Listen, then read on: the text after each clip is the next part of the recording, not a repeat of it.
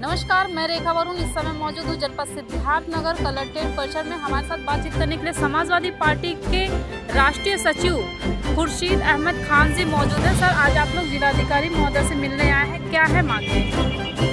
मैं समाजवादी पार्टी में यूथ में राष्ट्रीय सचिव हूँ। हमने बहुत ढेर सारे बूथों का दौरा किया। उस दौरे के दौरान जो बहुत ढेर सारी शिकायतें मिली हैं, उन शिकायतों को लेकर मैं जिलाधिकारी से मिलने आया हूँ। जिलाधिकारी महोदय आ भी चुके हैं, मैं उनसे मिलने आया हूँ।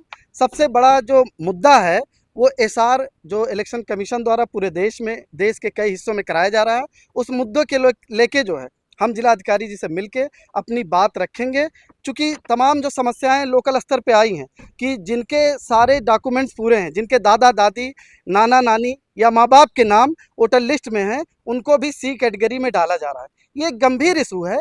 दूसरा मुद्दा क्या है कि वोटर लिस्ट में एक वो किया जा रहा है कि जो ग्रामीण क्षेत्र हैं उसमें एक प्रपत्र दिया जा रहा है, जबकि शासन की तरफ से 2 प्रपत्र और इलेक्शन कमीशन की तरफ से 2 प्रपत्र देने का निर्देश है। लेकिन जो गणना प्रपत्र है वो सिर्फ ग्रामीण क्षेत्रों में और ज़्यादातर जगहों पे एक दिया जा रहा है। तीसरा क्या है कि बहुत ढेर सारे लोगों का 2003 के वोटर लिस्ट में भी नाम है, 2024 के भी वोटर लिस्ट में नाम है, 2025 के भी वोटर लिस्ट के नाम में है, जिससे ये एसआर चलाया जा रहा है। फिर भी उनको ग्रामीण क्षेत्रों में कोई, और ग्रामीण क्या शहरी क्षेत्रों में भी फॉर्म बांटा नहीं जा रहा है। और अगर हम लोग बीएलओ से बात कर रहे हैं तो बीएलओ कर रहे हैं जो ईआरओ हैं वो फॉर्म कलेक्ट कर लिए हैं और जितना हमको दिए हैं वो, और हम लोग मांग रहे हैं वो दे नहीं रहे हैं। ये एक बहुत बड़ा गंभीर इशू है।